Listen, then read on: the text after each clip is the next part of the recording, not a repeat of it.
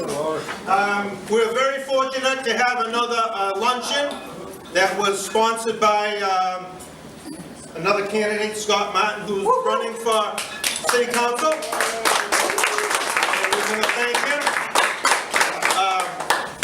I just want to preface this by, this club is an open club. We're not endorsing any candidate. The only thing is any candidate or anyone that walks through that door is welcome to come in, talk to our members. The only agenda that we have here is we like to play cards. We like to preserve the game of whist, which we all love. We're very proud that we're the only club in the country that plays whist in the format that we do.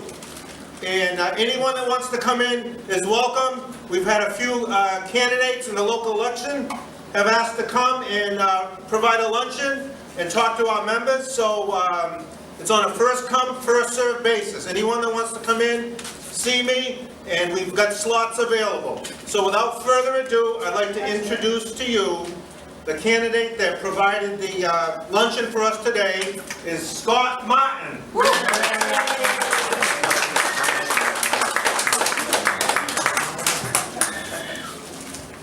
Thank you all. Appreciate you guys letting me come down. Again, I'm sorry. I'm not a loudspeaker. John doesn't like that. But I'm sure some of you recognize me. I've been here before. I've tried to help out a few times over the years at your awards banquets. And that's kind of what got me involved in the city and led me to run for city council. Getting to know David and what they've done, Linda, what she's done with the cabbies, what you guys do here. And it's led to, I coach youth sports. We got involved with Our Daily Bread and so on. There's so many different organizations I got involved in within the city. And that's what led me to want to be a city council, the desire to represent the people that I've met along the way. I believe you need to be part of the community before you can ever think to represent it. So I've been appreciative to meet everybody along the way on that. A little about myself. I grew up in East Bridgewater. My father owned a bakery in Stoughton. I went into the bakery and not as the owner's son. My father put me to work scraping pans and washing the dishes and made me learn from the bottom up. I wasn't the spoiled owner's son. So when my friends were going out at the age of 21, doing what you did when you were 21, I was going to the bakery at night, learning to work. So I understand the local business owner, because my family was one. My father owned it for 20 some odd years. So I saw firsthand the struggles of a business owner, what they went through, the hours you put in. I ended up getting baker's asthma from the flour, so I had to leave the bakery. Thankfully, I became a mailman. I thank every day that I have the job, the opportunity that this job has given me. I spent 12 years in Brockton, then I went 2 to Whitman, and now I'm on my 3rd year here delivering in Taunton. So I live in Taunton, I work in Taunton, and that's why I'm hoping to represent Taunton. Because I'm on your streets every day. I get to see what's happening firsthand. I eat lunch every day when I'm working at 21 Hodges at John Shea Court. So I get to hear the daily, I don't want to say struggles, I don't mean to be rude about that, but the seniors who are living on Social Security only, I get to witness what's happening and hear from them on a daily basis how difficult it is to live on Social Security. And I'm going to be able to take that when I'm a counselor. Hopefully I'll earn your vote with all these things that I have understanding for you guys. And that's kind of the gist of what's led me to hopefully be one of your 9 city councilors coming up. I've been out door knocking. It's not an easy thing. If anybody would like to meet me easier at your home or at your, bring some neighbors over, that would be great. I can leave some information with John. Through the winter, in preparing to be a city councilor, I was meeting with all the different department heads, some of the union leaders, and right now I've been meeting with different businesses in the city to really understand it. I'm not, I want to be a city councilor. I'm trying to prepare myself for January 3rd. When I'm elected, I'm ready to go. I'm not the new guy, nervous and scared. I've already built a relationship with so many people to represent you. And that's what I've been doing for the last 1.5 years, on top of the 7 years of being involved in the community. And I never in a million years ever thought I'd be standing up telling anybody in a million years that I would be running for city council. But like I said, over these 7 years, being involved in different charity and different organization, and I get to march in the Christmas parade. I mean, that's what an opportunity to give little kids candy and pick up their Christmas cards and get them to Santa for them. You know what I mean? That's the part of the community that I love to see. And again, that's why I'm here, and I'm grateful that I have this guy beside me to my left, Dr. Proto. I know you guys all know, and he's been so helpful to me. There are some people, I never try to talk bad about, there are some people who don't want to pass on knowledge. They think the knowledge is theirs, even though it's the city that's providing them the knowledge. And this man here meets with me whenever I want, explains anything I ask him, because it's our city.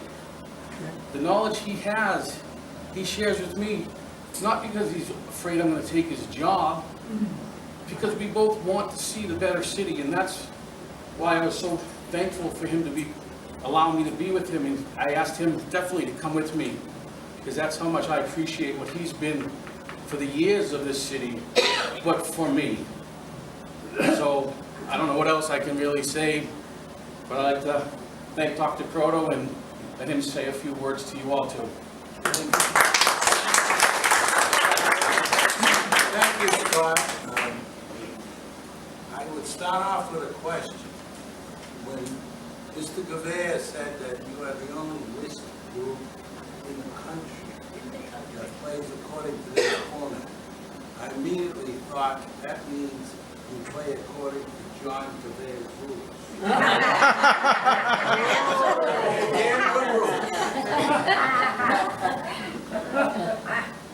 Well, I'm Jerry Cotto, and I've been here 36 years now. I did spend 30 years as a superintendent of schools. I was fortunate.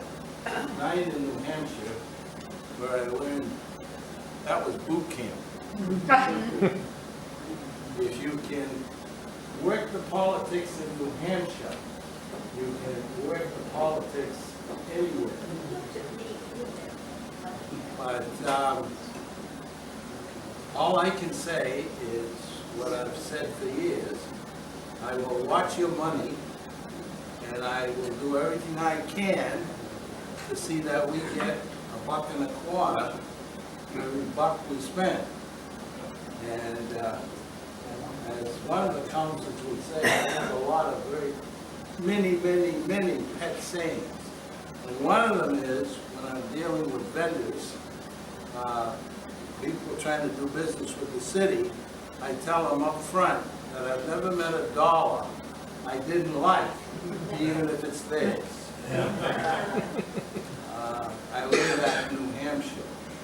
So I will do everything I can to see that we do many of the things we need to do in this city, and see that we spend the money we spend wisely. Comments have been made from time to time about conservative money people like me. Conservative money people spend money.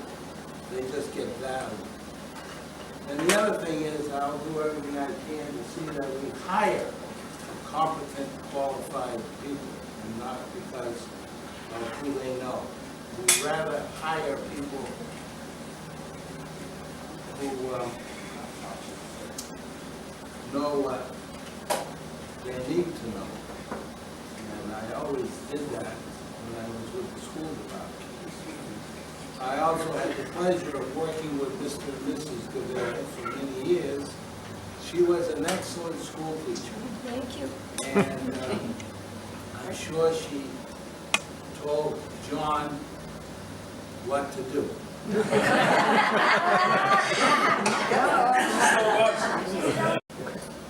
I think one of the biggest problems, if not the biggest problem in the city right now, is the opioid crisis. Can you tell me what your thoughts are, maybe what you would have the city continue to do about the crisis? If people don't think it's at their doorstep, they're thinking wrong. Because I talked to an EMT the other day who answered a call and picked up an 8-year-old boy in Snoopy pajamas with an overdose. 8 years old, so we're in desperate crisis. I had a family member go through heroin. I watched it firsthand and saw what it did to our family, his other side family, and it's not a fun thing to go through. Thankfully, he survived and he cured himself, and he's still with us. But I tell you what I did yesterday, because something needs to be done. President Trump's wife said she was gonna make opiates her first thing to do. So I called Washington, D.C., I called Human Health Services, and I said, I'm tired of the state representatives telling us they're gonna do something, and that's all they give us is lip service. So I told them that the Taunton State Hospital has 50 vacant acres of land sitting here. The residents of Taunton actually don't condone it, they actually want it to be used. This community actually accepts it being in our community. Put your money where your mouth is. Get down here. If you want to really fix the opioid, bring it here. I talked to a person yesterday who was saying, imagine if all the hospitals, the school hospitals in this state, were known for our medicine. If we had them training at the state hospital and we were preparing them for the real world within our state hospital, it's right here in our city. The land's there, the buildings are there. So that's what I did. I called Health and Human Services and I said, come to Taunton. We're in the national news. You're talking, Charlie Baker keeps telling us, but he doesn't want to bring any money, so nobody wants to actually do anything. So that's what I did. I called Health and Human Services in Washington, D.C. yesterday, and left my number and told them, come to Taunton, if you really want to help, show us you want to help, and come here. We have those services, and we're willing to be your program for the country.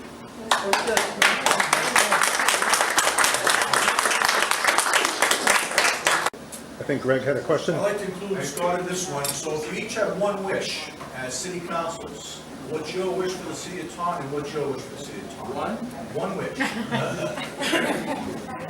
Spend your money wisely.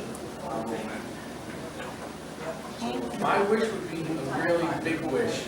I would wish for every vacant business in this city to be filled by a business so we can have more income coming in and have more shops and restaurants and stores for the residents to support, because there are, on the outskirts of the city, there are still factories that are just sitting there vacant, and we need to do something to lure somebody into these places. There's more than just the ones we know of. There are more vacant businesses in the area, and that would be my dream. That's the biggest wish I could wish for, that we brought in more businesses so we had more revenue coming into the city.